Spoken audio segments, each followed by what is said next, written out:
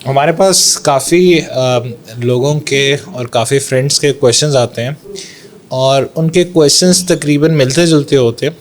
اکثر یہ کہتے ہیں کہ ہم نے ایک پرٹیکولر وقت میں کوئی برا کام کیا, کسی نے اللہ معاف کرے کوئی زنا کا کام کر لیا, کچھ اور کر لیا.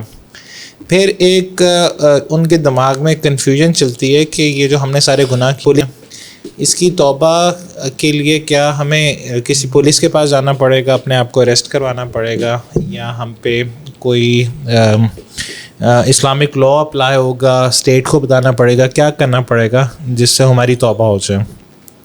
آج کا پوڈ کاسٹ بہت ہی زیادہ انٹرسٹنگ ہے اور ہم اس کے 2 سیشنز ریکارڈ کریں گے, اور یہ توبہ کا تھیوریٹیکل نہیں پریکٹیکل اسپیکٹ ہم سارے ڈسکس کریں گے, کیونکہ تھیوریٹیکل تو بہت زیادہ کنٹینٹ اویلیبل ہے, خطبات.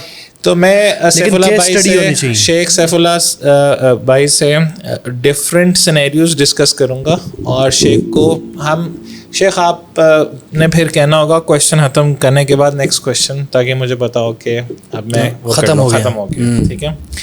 سب سے پہلے تو یہ ہے کہ میں کوئی گناہ کرتا ہوں, مثال کے طور پہ میں بیک بائٹنگ کرتا ہوں, اس کے بعد توبہ کر لیتا ہوں, کافی عرصہ گزر جاتا ہے, پھر میں دوبارہ بیک بائٹنگ کرتا ہوں, پھر توبہ کر لیتا ہوں, پھر کافی عرصہ گزر جاتا ہے, پھر بیک بائٹنگ کرتا ہوں. تو جو بیک بائٹنگ یا کوئی اور گناہ ہے, مثال کے طور پہ کوئی بچہ پورنوگرافی دیکھتا ہے, پھر توبہ کر لیتا ہے, پھر کچھ عرصے بعد دوبارہ پورنوگرافی دیکھنا شروع کر دیتا ہے یا ولگر کانٹینٹ دیکھنا شروع کر دیتا ہے, پھر توبہ کر لیتا ہے, پھر دوبارہ دیکھنا شروع کر دیتا ہے. تو کیا اس پرٹیکولر پوائنٹ پہ جب وہ کوئی گناہ کر رہا ہے اس کو سارے گناہ کا برڈن ملے گا یا اس سٹیج کا بس ملے گا؟ دیکھیں اس میں سب سے پہلی تو یہ ہے کہ علماء نے یہ بتایا ہے کہ یہ شرط نہیں ہے توبہ کے لیے کہ بندہ دوبارہ گناہ میں مبتلا نہ ہو. ٹھیک ہے, سمجھ میں آیا؟ کیونکہ بعض لوگوں کے ذہن میں یہ ہے کہ توبہ کی شرطوں میں سے ایک شرط یہ ہے کہ وہ دوبارہ وہ گناہ کرے ہی نہ.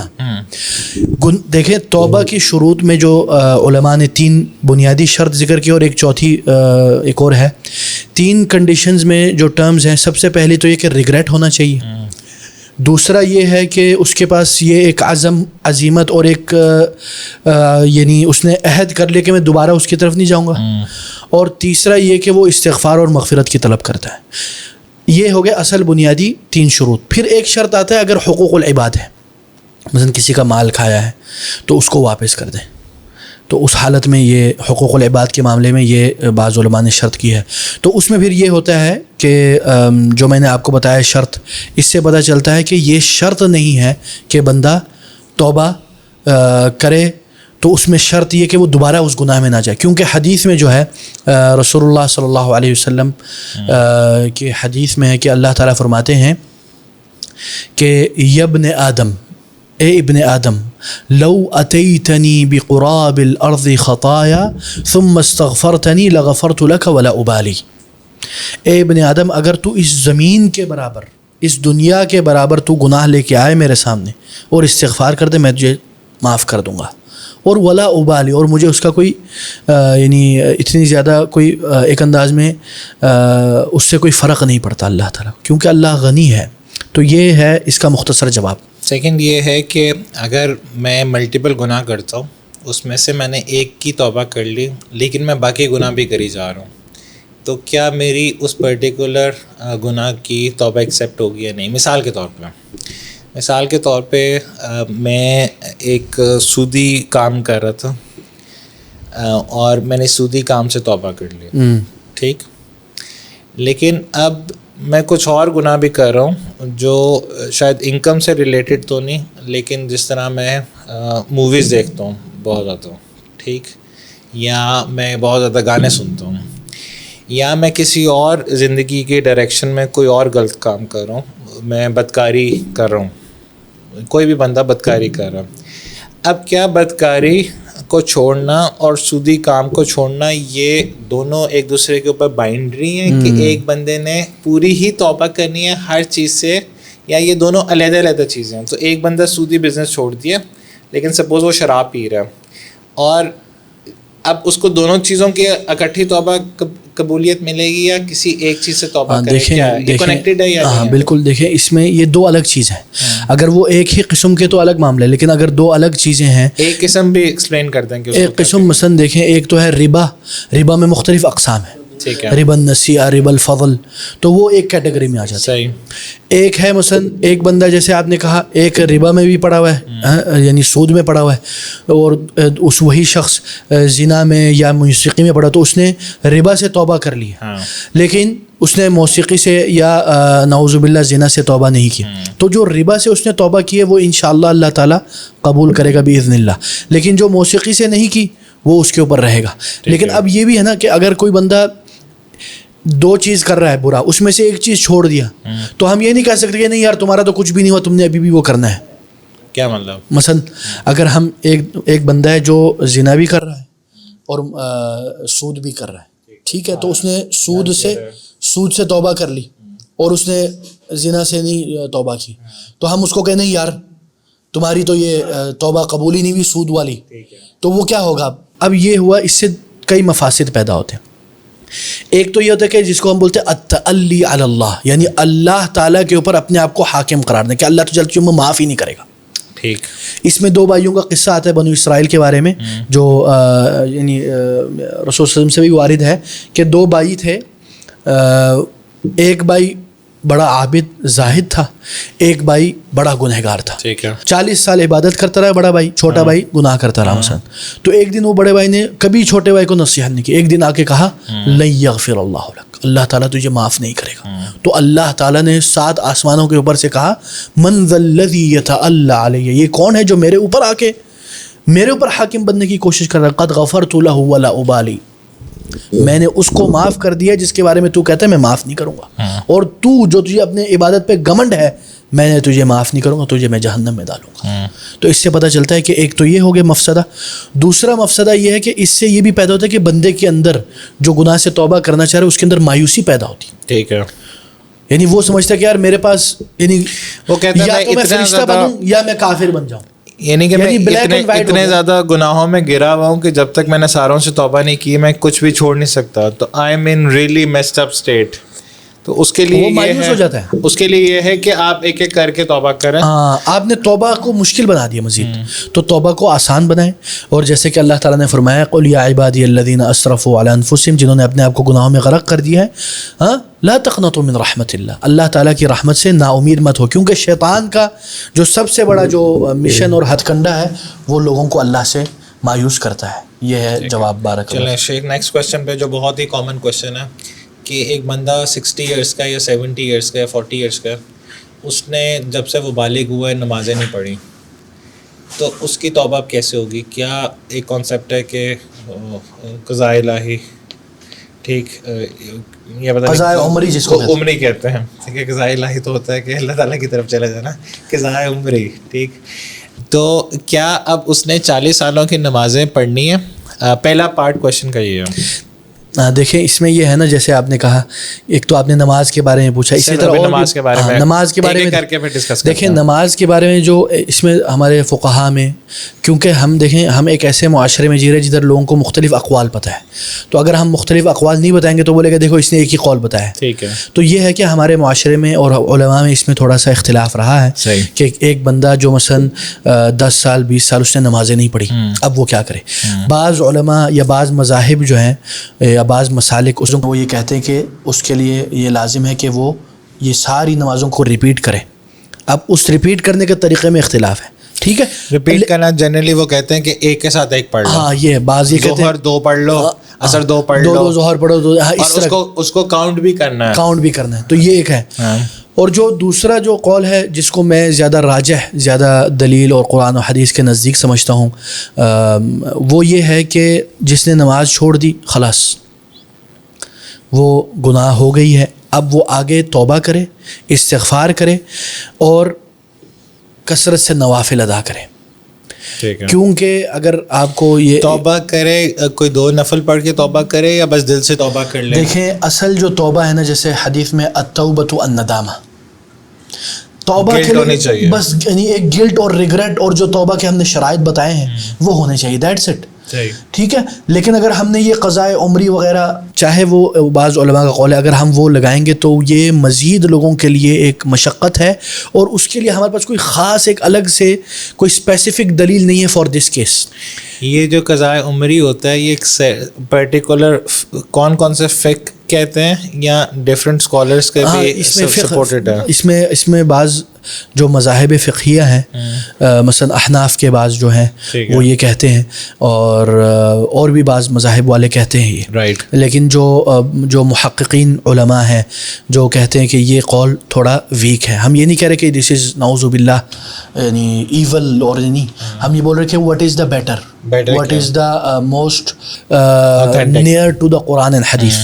وہ یہ ہے کہ جیسے اگر آپ جنرل احادیث کو لے کے چلیں, کیونکہ we don't have a specific دلیل for this case, so what we do is we take حکم فرام دا جنرل دلائل, جس میں توبہ کے بارے میں ہے, جس میں باقی عبادات کے بارے میں, تو اس سے ہمیں یہ پتہ چلتا ہے, جیسے محققین علماء کہتے ہیں کہ اس میں آپ کے اوپر قضائے عمری نہیں ہے, بلکہ آپ توبہ استغفار کریں, نوافل کی کثرت کریں, اور آپ واپس نماز ریگولر جو آپ پڑھ رہے ہیں اس کو فرض جو ہے باوقت با جماعت پڑھنے کی کوشش کریں. اچھا سیف اللہ بھائی, اس کو میں سم اپ کروں تو سچویشن ایسے کہ رسول اللہ علیہ وسلم کے دور میں کوئی اس طرح کی ایگزامپل نہیں ملی کہ کسی بندے نے نمازیں چھوڑی ہوں, یعنی کہ مسلمان ہونے کا مطلب ہی یہ تھا کہ اس نے نمازیں پڑھی ہیں. بالکل اخی, کیونکہ ہمیں اس طرح کی کوئی ایگزامپل نہیں ملتی جس کی وجہ سے یہ ڈفرینس آ گیا, ڈفرینس آف اوپینین آ گیا. ہاں علماء میں اس وجہ سے یہ ہے جو آج کل کے یہ بھی کہہ سکتے ہیں. دوسرا اس میں بعض سلف کے اقوال مختلف ہیں تھوڑے سے. بعض سلف جو ہیں وہ کہتے ہیں کہ اس نے خلاص اب توبہ کر لی, وہ استغفار, تو بعض کہتے ہیں ہاں, مطلب اس میں بہت ساری ڈیٹیل ہے, ہم اس میں نہیں جاتے اکیڈمک ڈسکشن میں, وہ انشاءاللہ بیہائنڈ دا کیمرہ کریں گے کبھی انشاءاللہ. اچھا دوسرا یہ ہے کہ اگر کسی بندے نے ایک 40 سال تک روزے نہیں رکھے, پھر اس کو یہ ریئلائز ہوا کہ یار اب تو مرنے کا بھی ٹائم آ گیا, اور پروبیبلی ایک اس کی چینج کی جرنی تھی, اب اس نے ریئلائز کرنا شروع کیا جو پہلے میں نے روزے مس کر دیے وہ تو مجھے رکھنے چاہیے, اس کے بارے میں کیا ہے, کہ آپ نے صرف توبہ کرنی ہے یا اب آپ کو وہ پورے روزے رکھنے پڑیں گے؟ دیکھیں اس میں بھی یہ بھی اس کا جو آنسر ہے نا ڈیبیٹیبل ہے, صحیح, اس میں بھی بعض علماء کا اختلاف ہے. لیکن یہ ہے, دیکھیں ایک بات یاد رکھیں, کیونکہ ہو سکتا ہے لوگ بولے کہ یار ہر معاملے میں اختلاف ہے. دیکھیں اختلاف کو ہمیں سمجھنا چاہیے. ٹھیک ہے, اختلاف کیوں ہوتا ہے, میں آپ کو اس کی ایک مثال دیتا ہوں رسول صلی اللہ علیہ وسلم کے زمانے سے. اور اختلاف بھی مختلف قسم کے ہوتے ہیں. رسول اللہ صلی اللہ علیہ وسلم کے زمانے میں رسول اللہ صلی اللہ علیہ وسلم نے صحابہ کو کہا کہ تم لوگوں نے عصر یا میرے خیال میں مغرب, اب مجھے ایگزیکٹلی یاد نہیں ہے, یہ تم لوگوں نے بنی قریظہ میں پڑھنی ہے, عصر کی نماز سے میرا عصر کی نماز میرے خیال میں. تو صحابہ گئے, تو بعض صحابہ نے یہ سمجھا کہ رسول صلی اللہ علیہ وسلم کہہ رہے کہ جلد پہنچنا چاہیے, نماز کو لیٹ نہیں کرنا, تو انہوں نے راستے میں نماز پڑھ لی. بعض صحابہ نے اس حدیث سے یہ سمجھا کہ ادھر مراد یہ ہے کہ آپ نے عصر بنو قریظہ میں پڑھنی ہے, چاہے ادھر وقت نکل جائے یا ادھر سے ہم نے جلدی سے بھی جانا ہے, لیکن ہم نے بنو قریظہ میں ہی پڑھنی ہے. انہوں نے لٹرل میننگ لیا, انہوں نے اپنی انڈرسٹینڈنگ کو لی, تو دونوں نے عمل کیا اپنے اپنے فہم کے مطابق. پھر رسول اللہ صلی اللہ علیہ وسلم نے ان کو ڈانٹا نہیں, ہے نا. یہ ظاہراً تو ہمیں نظر آ رہا ہے اختلاف ہے, لیکن یہ اختلاف کس بنیاد پہ ہوا؟ ایک حدیث کے سمجھ کی بنیاد پہ, دونوں کے پاس دلیل, انڈرسٹینڈ. تو سم ٹائم یہ ایک اس طرح کا اختلاف ہوتا ہے, سم ٹائم یہ اختلاف میں کوئی مسئلہ نہیں ہے, یہ ایک دونوں چل سکتا ہے. کچھ ایسے اختلاف ہے جو نہیں چل سکتے, جس کے بنیاد کوئی دلیل نہیں ہے, کوئی اوتھینٹک حدیث یا دلائل نہیں ہے. اس میں یہ ہے کہ علماء کے اپنے اجتہادات ہیں مختلف دلائل کے مد نظر رکھتے ہوئے. اب آپ ان دلائل سے اختلاف کر سکتے کہ یہ دلیل اوتھینٹک ہے یا نہیں, یا انہوں نے جو استدلال کیا ہے وہ, تو تاکہ میں نے اختلاف کے متعلق, کیونکہ ہو سکتا ہے جوابات میں لوگوں کو لگے کہ یار بہت زیادہ اختلافات کا ذکر ہو گیا. تو روزے کے متعلق یہ کہ بعض علماء کہتے ہیں وہ کہتے ہیں کہ انسان کے اوپر یہ ہے کہ وہ قضا کرے, اس کو پورا کرنا. اگر وہ جب اس کے اوپر واجب ہوا تو اس وقت وہ مسلمان تھا, تو یعنی کہ ہم نارمل پاکستانی سینیریو میں مسلمان ہی سارے پیدا ہوتے ہیں, ہم صرف پرٹیکولر اس سینیریو کی بات کر رہے ہیں. ہاں ٹھیک ہے, تو پھر اس کے اوپر یہ ہے کہ اس کے اوپر قضا ہے, ٹھیک ہے. اور بعض علماء کہتے ہیں کہ اس کے ساتھ اس کو اطعام و مسکین عن کل یوم, ہر دن کا ایک مسکین کو کھانا کھلانا ہے. یہ نہیں کہ وہ ڈبل پینلٹی کہہ رہے ہیں, ایک یہ کفارہ, بعض علماء نے اس کا ذکر یعنی کیا, کہ ایک کہہ رہے ہیں کہ نہ صرف آپ نے اپنے مسڈ روزے پورے کرنے ہیں, بلکہ آپ نے جتنے مسڈ روزے ہو گئے ہیں ایک دن کا کھانا بھی کھلانا ہے. اس طرح ہی ہے, یہی انڈرسٹینڈنگ ہے. اچھا یہ کچھ میں آپ کو مثال دیتا ہوں. مثلا ایک بندے نے 3 دن روزہ چھوڑ دیا, ٹھیک ہے, کسی سال میں آپ کو مثال دے رہا ہوں ابھی فی الحال 3 دن سے زیادہ کر لیں. چلو آپ فی الحال سمجھیں کہ ایک بندے نے 300 روزے چھوڑ دیے. میں آپ کو مثال دے رہا ہوں نا, ایک بندے نے پچھلے سال 3 چھوڑ دیا, پچھلے سال 5 چھوڑ دیا, ٹھیک ہے. ایک بندے نے رکھا ہی نہیں. ابھی فی الحال اس کے اوپر چلیں گے, پھر وہ بھی چلیں گے. آپ کو مثال دیں گے, مثال سے وہ واضح ہو جائے گی. ایک بندے نے 3 چھوڑ دیا پچھلے سال, اور ایک 5 پچھلے سال چھوڑ دیے, ٹھیک ہے, جان بوجھ کے. تو وہ سب سے پہلی چیز تو وہ توبہ کرے گا. دوسرا جو ہے اس نے 8 دن جو چھوڑے ہیں پچھلے سال اور اس سے پچھلے سال کے, وہ قضا کرے گا, اور ہر دن کا ایک مسکین کو کھلائے گا, یعنی کل 8 دن کھلائے گا, ٹھیک ہے نا. تو یہ ہے یعنی اس کا حکم. اب بات یہ آتی ہے کہ جس بندے نے 10 سال 20 سال سے نہیں رکھا, ٹھیک ہے نا, اب اس کے اوپر کیا ہے, اس کو 300 ہو گیا. اس میں دیکھیں, اس میں اب یہ آتا ہے, کیونکہ بعض علماء اس پہ, امام ابن القیم نے مدارج السالکین میں اچھی گفتگو کی ہے. توبہ انہوں نے ایک پورا منزلہ ہے, منزلۃ التوبہ مدارج سے, وہ بہت پڑھنے کے لائق ہے, ٹھیک ہے. تو اس میں انہوں نے اس کا ذکر کیا ہے کہ اس میں بعض وہ یہ کہتے ہیں کہ اگر ایسا ہو کہ جو یعنی نہ ہونے کے وہ ہے امپاسبل, یعنی اب بندہ خلاص یعنی قریب المرگ ہے, ٹھیک ہے, اب وہ کیا کرے, مرنے والا ہے. ہاں, تو اب وہ یہ ہے کہ توبہ استغفار کرے اور اللہ کے دربار میں, جیسے ہم نے نماز کے بارے میں کہا, وہ یہ کرے گا, ٹھیک ہے. یہ نہیں کہ, اور اگر اس کے پاس استطاعت ہے تو وہ کفارہ اور دینے, لوگوں کو کھلانے پلانے کی کوشش کرے. یعنی اس میں تھوڑے سے وہ ہیں ڈیٹیلز. اچھا, اب آپ نے کچھ کریکٹ کرنا ہے, تاکہ میں چاہ رہا ہوں کہ کم سے کم ٹائم میں زیادہ سے زیادہ لوگوں کا فائدہ ہو جائے. ایک عورت جب امپیورٹی کی سٹیج میں ہوتی ہے تو نماز اس نے دوبارہ نہیں پڑھنی ہوتی, وہ معاف ہوتی ہے. لیکن اگر اس سے روزہ کوئی اسکپ ہو جائے تو وہ اس نے روزہ رکھنا ہوتا ہے. ایسے بات صحیح ہے یا غلط ہے؟ ہاں, مثلا اگر وہ روزہ چھوڑ دے تو اس کو بعد میں نماز قضا نہیں ہوتی, لیکن روزہ اس نے کرنا ہوتا ہے. Very good. چلیں, اب یہ حدیث عائشہ اس میں موجود ہے, ٹھیک ہے. لاسٹ ہم بات کرتے ہیں کہ ایک بندے نے اپنی 15 سال کی زکوٰۃ نہیں دی. اب احمد ہے, احمد کو پہلے ریلیجیسلی انکلائنڈ نہیں تھا, جاب بھی کرتا تھا, سب کچھ کرتا تھا. اب اس میں ریلیجیس انکلائنیشن آ گئی ہے, اور اب اس نے کہا کہ یار یہ تو میں نے 10 سال پچھلے زکوٰۃ ہی نہیں دی. اور اب پریکٹیکل اسپیکٹ میں تو اس کو شاید یاد بھی نہیں تھا کہ میری کتنی سیونگس تھیں یا کیا تھا. اس کے بارے میں کیا حکم ہے؟ دیکھیں, اس میں یہ ہے, اس میں یعنی 3 حقوق ہیں, ٹھیک. ایک ہے حق اللہ, ایک ہے حق المال, ایک ہے حق الفقیر. رائٹ. 3 حقوق اس زکوٰۃ سے متعلق ہو گئے. اس لیے اکثر علماء کہتے ہیں کہ اس میں آپ نے جو پڑ گیا ہے آپ کے اوپر, آپ دے سکتے ہیں, وہ دینا پڑے گا آپ کو. صحیح. ہاں, اکثر علماء یہ کہتے ہیں, چاہے اس میں تھوڑا موڑا اختلاف ہو. 10 سالوں کی آپ نے اسٹیمیشن لگا کے کبھی نہ کبھی دینی ہوگی. دینی ہوگی. یہ اس میں کوئی ٹائم فریم ہے یا بس استطاعت کے اوپر ہے؟ استطاعت کے اوپر ہے. اور اس میں پھر یہ بھی ہے کہ توبہ استغفار بہت ضروری ہے اس میں. اچھا شیخ, اب نیکسٹ کوشچن میں جاتے ہیں جو بہت زیادہ انٹرسٹنگ ہے. وہ یہ ہے کہ سمیہ نے بہت زیادہ عورتوں کی برائیاں کی, اور جگہ جگہ اس نے برائی کی. اب سمیہ کو تھوڑی سی ہدایت آئی, تو سمیہ نے کہا کہ کیا میں ان لوگوں کو جا کے بتاؤں کہ میں نے تمہاری برائی کی تھی, تب میری معافی ہوگی, یا بیک بائٹنگ کے دور میں مجھے بس اللہ سے توبہ مانگنی چاہیے اور اس کو جا کے نہیں بتانا چاہیے؟ کیا کرنا چاہیے؟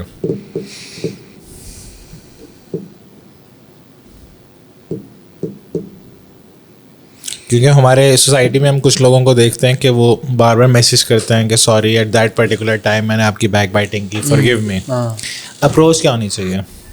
دیکھیں, اس میں ایک حدیث ہے رسول اللہ صلی اللہ علیہ وسلم کی جو بخاری میں ہے, کہ من کانت لاخیہ عندہ مظلمہ, یعنی اگر کسی کا کسی کے اوپر کوئی مظلمہ ہے, کوئی اس نے ظلم کیا ہے, امن عرض او مال, چاہے وہ اس کے عزت کے لحاظ سے ہو یا مال کے لحاظ سے, تو رسول اللہ صلی اللہ علیہ وسلم آگے فرماتے ہیں فلیتحللہ اليوم قبل ان یؤخذ منہ یوم لا دینار ولا درہم, تو وہ آج ہی اس سے معافی مانگ لے, اس سے پہلے کہ قیامت کا دن آ جائے, جدھر نہ دینار چلے گا نہ درہم چلے گا.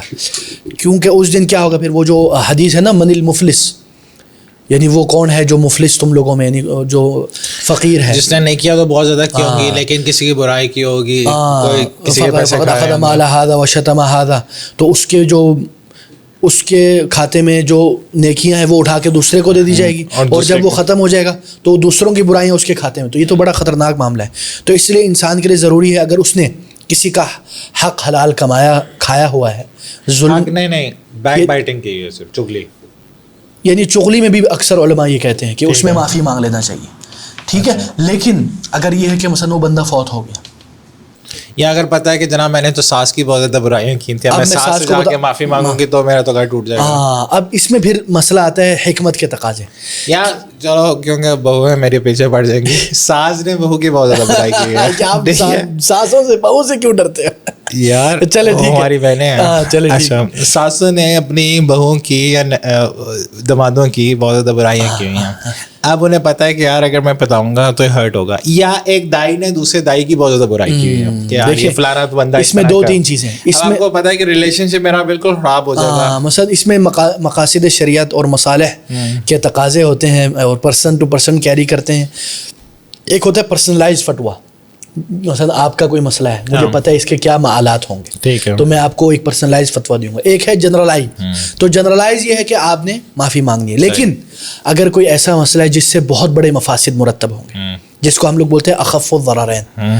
اب مسئلہ ہے کہ ادھر حق الآدمی بھی ہے, یعنی اس بندے کا حق آپ نے کھایا ایک انداز میں, اس کا گوشت کھایا آپ نے, ٹھیک ہے, غیبت وہی ہوا نا, یعنی لحم اخیہ میتا فکرہتموہ.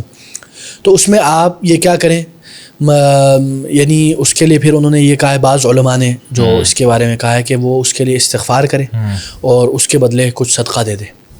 ٹھیک ہے. اب ایک اور کیس ہے اسی میں, اگر یا آپ کے شاید کوئی سوال ہو اس کے متعلق. نہیں بتائیں, آپ کیس خود ہی ڈسکس کریں گے اسی سے ریلیٹڈ. مثلا اسی سے ریلیٹڈ ایک جو یعنی ریلیٹڈ ہے وہ یہ ہے, ایک اور جو بات میرے ذہن میں آئی ہے وہ یہ ہے کہ جس مجلس میں اس کی غیبت کی اس کی تعریف کریں, اسی مجلس میں جا کے.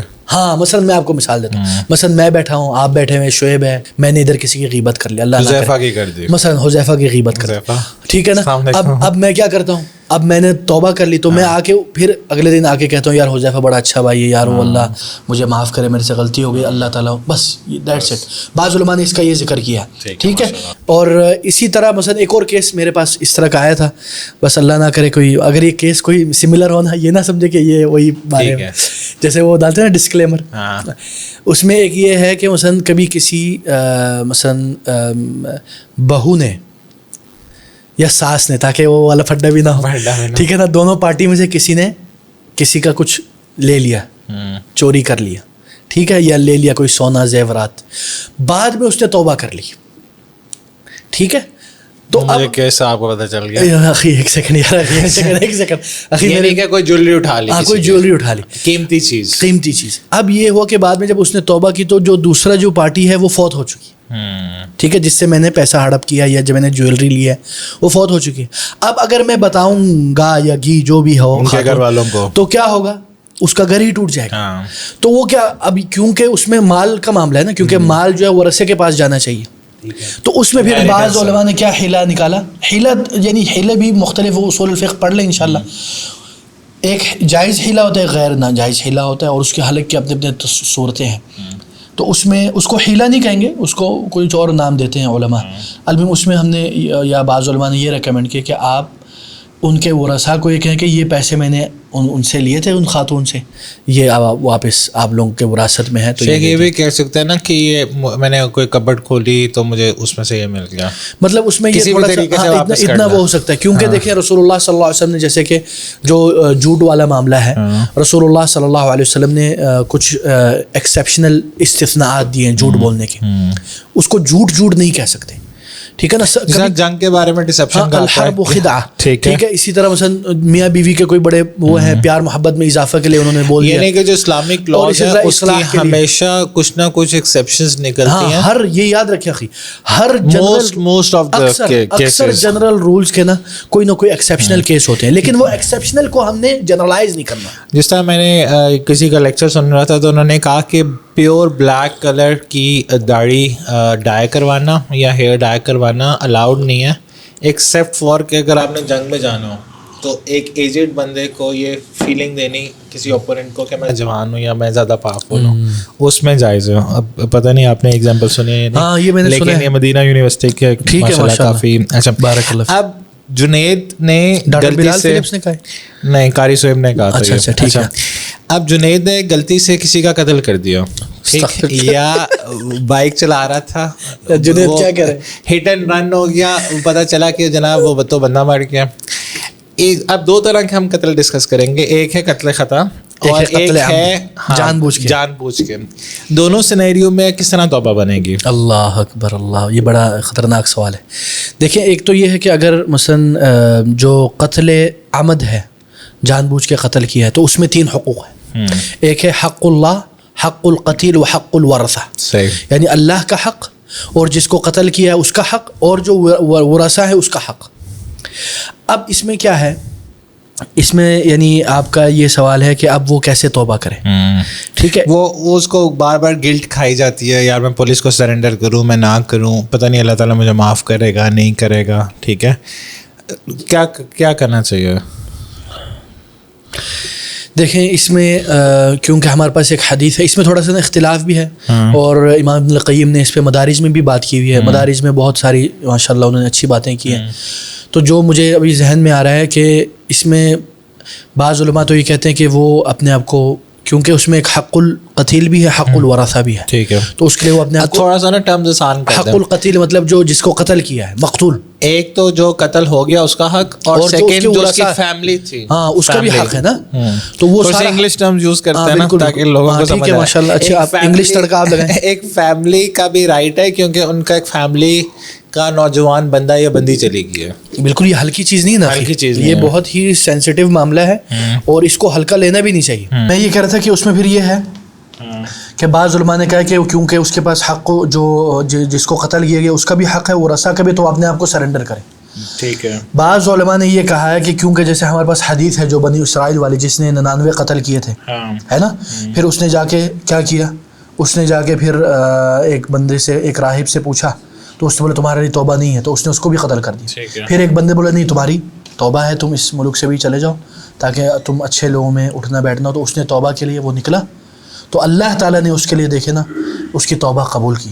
تو اس سے بعض علماء نے یہ استنباط کیا کہ اگر بندہ کوئی قتل کر لے، ٹھیک ہے، یعنی قتل عمد کی بات ہو رہی ہے، اور بعد میں توبہ کر لے اور وہ اچھا توبۃ النصوح کر لے، تو بولتے کہ امید ہے اللہ تعالیٰ ان کو معاف کر لیں گے. اور جو باقی جو حق القتیل ہے، جو جس کو قتل کیا گیا، وہ اور ورثہ، وہ انشاءاللہ وہ بولتے ہیں کہ اللہ تعالیٰ اس کے لیے قیامت کے دن آسانی کا معاملہ کرے گا. ٹھیک ہے. یہ مدارج میں ابن القیم نے بھی کہا ہے اس کے بارے میں. یہ ہو گیا قتل عمد کے بارے میں. اور قتل خطا کے بارے میں بھی، قتل خطا میں تو قصاص نہیں ہے نا، تو قتل دیت ہے، دیت ہے. اب سوال یہ ہوتا ہے دیت کس پہ ہے. ٹھیک ہے، قتل خطا میں، کیونکہ اس میں بہت ساری ڈیٹیل ہے، لیکن جو توبہ کے معاملے میں، ہم یہ فقہی معاملات میں نہیں جاتے، ہم توبہ کے معاملے میں بھی یہی بات ہے. توبہ کے معاملے میں بھی قتل خطا کے متعلق یہ ہے کہ وہ توبہ کرے اور استغفار کرے، اور اللہ تعالیٰ انشاءاللہ معاف کرے گا. لیکن اب اس کا یہ بھی مطلب نہیں کہ بندہ قتل کرنے سے پہلے توبہ کی نیت سے قتل کرے، اللہ معاف کرے. یہ بھی بڑا مسئلہ ہے. اچھا، اب مجھے نیکسٹ بتائیں کہ کسی بندے نے کسی دکان سے چوری کر لی، موبائل سنیچ کر لیا، کوئی موبنگ کر لی، it was part of some gang جس نے کچھ چوریاں کر لی. یا ہم ایک صرف ایگزامپل لے لیتے ہیں کہ اس نے کسی سے موبائل سنیچ کیا روڈ کے اوپر. دونوں سینیریوز ہیں. ایک سینیریو میں اس کو پتہ ہے کہ میں نے کس سے چوری کی، کون سے شاپ سے چوری کی. دوسرے سینیریو میں اس کو پتہ ہی نہیں ہے، اور لیٹر اس کو ریگریٹ ہوا کہ یار یہ تو میں نے جو کام کیے ہیں زندگی میں، یہ تو بہت غلط کیے ہیں. اس کو توبہ کس طرح کرنی چاہیے؟ ہاں دیکھیں، اس میں یہ ہے کہ اگر مثلا جو مال موجود ہے، اگر اس کے پاس، اگر جو اس سے چوری کی ہے، آپ نے ہی کہا نا، اگر اس کے پاس مال موجود ہے تو وہ اس کو واپس کر دے اور توبہ انشاءاللہ، کیونکہ یہ حقوق العباد ہے. ٹھیک ہے. اگر یہ ہے کہ وہ ختم ہو گیا، وہ مال بیکار ہو گیا، کسی کچھ بھی ہو گیا، تو اس کے اوپر لازم ہے کہ وہ ان کو واپس کرے، اس کی قیمت یا کسی بھی طریقے سے. اب اس کو اگر وہ معاف کر دے تو معاملہ ہی ختم ہو گیا. اگر اس کو ڈر لگ رہا ہے کہ اگر میں نے اس بندے کو اپروچ کیا اور میں نے یہ کہا کہ میں ہی وہ بندہ تھا جس نے ڈاکہ ڈالا ہے، تو مجھے تو وہ پولیس کو بلا کے اریسٹ کر لیں گے، تب اس کو مرد کا بچہ بننا چاہیے، کیا کرنا چاہیے؟ دیکھیں، اب جب اس سے توبہ کی ہے نا، تو یہ پھر کرنا پڑے گا. اچھا. اس میں کبھی کبھی کانسیکوینسز ہو سکتے ہیں، لیکن اس میں دو چیزیں ہیں. ایک تو ہے نا، ہم ایسے ہی اپنی طرف سے ایک ایکسکیوزز نکالتے کہ لوگ اس طرح، لیکن میں نے جو دیکھا ہے، اگر جو میرا تجربہ ہے اللہ عالم، کہ بعض جو اگر کوئی بندہ توبہ کر کے واپس آتا ہے اور زیادہ مثلا جو ان کا نقصان کیا ہے وہ لے کے آتا ہے اور ان سے معافی مانگتا ہے، تو اکثر وہ معاف کر دیتے ہیں.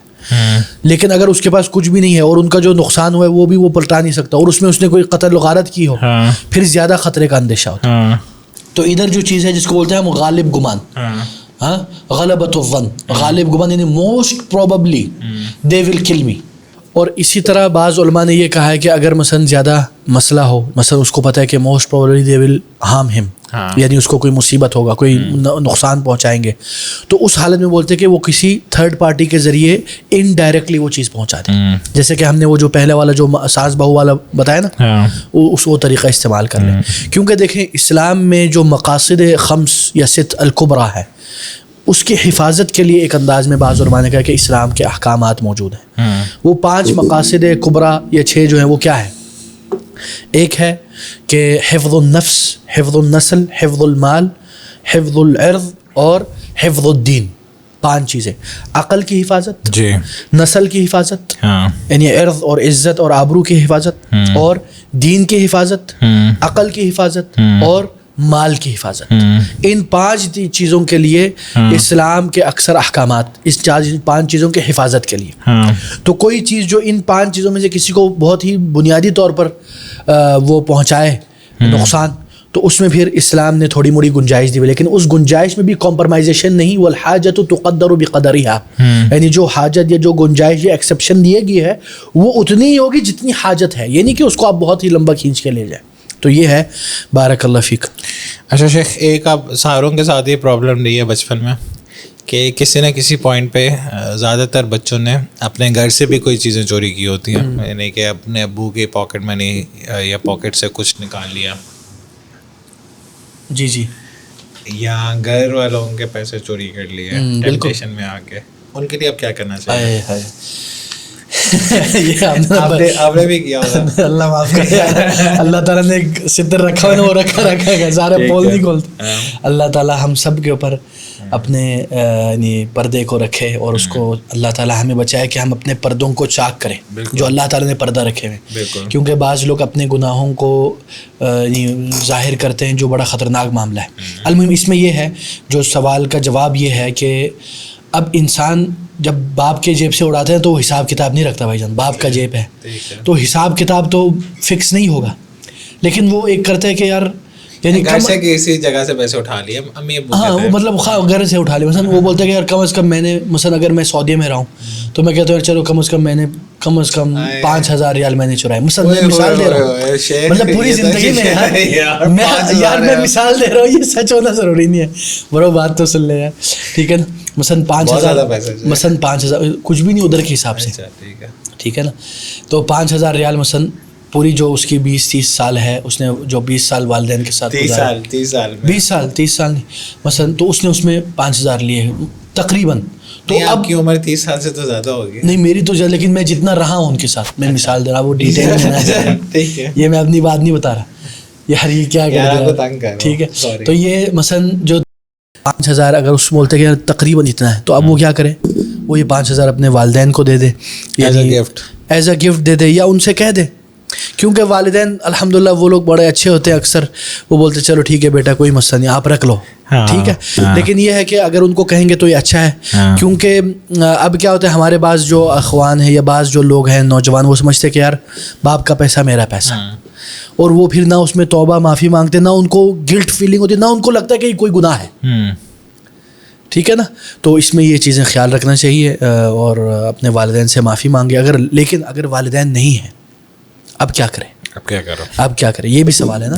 اب اس میں یہ ہے کہ اگر مثلا 5,000 ریال ہے, اب وہ پیسے وہ رسا میں تقسیم کرے, سبلنگس کو دیتے ہیں. ہاں جو وہ رسا اپنا شیئر خود رکھ لے, ہاں جو ہے وہ دے دے, بولے کہ یہ ابو کے کچھ پیسے تھے میرے پاس, یہ لو, یہ تم لوگوں کا نصیب ہے, دیٹس اٹ. اب مسئلہ یہ بھی ہے نا, کبھی کبھی چوری بڑی بھی ہو سکتی ہے, جو بڑے گھرانے ہیں, 50,000 ریال, یا مثلا جو 1,00,000 ریال, ارب پتی لوگ ہیں, کروڑوں اس نے اڑائے ہوں گے, ٹھیک ہے نا. تو پھر وہ کیا ہے, اس طرح تو پھر حقوق اللہ ہے, حقوق العباد ہے, نہیں باقیوں کا حق آپ نے کھا لیا ایک انداز میں, تو یہ پھر وہ اپنے وہ جو بھائی ہیں بہن ہیں جن کے وراثت ہے ان کو دے دے. شیخ اس ڈسکشن کا لاسٹ کوشچن یہ ہے کہ اگر کسی بندے نے چوری کی ہے کسی ایسے بندے سے جس کو وہ لوکیٹ نہیں کر سکتا، یا پتہ نہیں ہے کہ چوری تو کر لی لیکن اب پتہ نہیں ہے کہ کس کی چوری کی ہے، یا وہ اسٹور بند ہو گیا، شاپ بند ہوگی، بینک بند ہو گیا، جو بھی فراڈلنٹ تھا، ان پیسوں کا اس کو کیا کرنا چاہیے توبہ کے لیے؟ ہاں دیکھیں اس میں جو ہے مثلا شیخ الاسلام اور شیخ الاسلام ابن تیمیہ رحمہ اللہ اور امام ابن القیم رحمہ اللہ نے ان کا ذکر بھی کیا اس مسئلے کا. اس میں یہ ہے کہ اگر اس کو نہیں پتہ کون ہے کیا کرے تو اس میں وہ لوگ یہ کہتے ہیں کہ اللہ سے یہ امید ہے کہ اللہ تعالیٰ معاف کر دے گا. وہ کس طرح کہ آپ نے جو لیے ہیں وہ مثلا ان کے نام پہ آپ صدقہ کر دیں. اچھا، ان کی نیابت میں مثلا نام پہ صدقہ کرنا بھی تھوڑا سا ایکسپلین کریں کیونکہ لوگوں کو سمجھ نہیں آتا. مثلا میں آپ کو مثال دیتا ہوں. ایک بندے نے کے پاس کوئی ڈیل آئی ہے، کوئی پروجیکٹ آیا ہے، ٹھیک ہے، اور اس نے 10 پروجیکٹ کیے ہیں. ان سارے 10 پروجیکٹ میں سے اس نے تھوڑے تھوڑے پیسے کھائے ہیں. اب اس کو یہ نہیں پتا کہ یار اس پروجیکٹ کا اصل مالک کون ہے کیونکہ وہ تھرڈ پارٹی. ٹھیک ہے ٹھیک ہے. اب اس کو پتا نہیں ہے وہ 10 بندے کون ہیں، لیکن اس کو یہ پتا ہے کہ یار چلو یہ. تو اب وہ کیا کرتے ہیں، وہ اس نے جتنے اس نے کھائے ہیں وہ اٹھا کے بولتے ہیں یا اللہ یہ ان 10 لوگوں کے نیابت سے میں بہاف پہ میں صدقہ کر رہا ہوں کہ اللہ تو مجھے معاف کر. بولنا یا بس انٹینشن ہونا ہے، اصل میں انٹینشن ہے نا. ٹھیک ہے، اصل میں انٹینشن ہے، لیکن یہ کیا ہے، یہ ہے اللہ سے امید کہ اللہ معاف کر دے گا کیونکہ یہ حقوق العباد ہے، ہو سکتا ہے پکڑ ہو. تو یہ باتیں کہیں ہیں. جزاک اللہ خیر سیف اللہ بھائی. انشاءاللہ ہم سیکنڈ ایپیسوڈ میں، کیونکہ دس از لسٹ تو بہت لمبی ہے اس طرح کے سینیریوز کی، ہم اور بھی کویشچنز ڈسکس کریں گے. جزاک اللہ خیر فار دس. السلام علیکم ورحمۃ اللہ وبرکاتہ.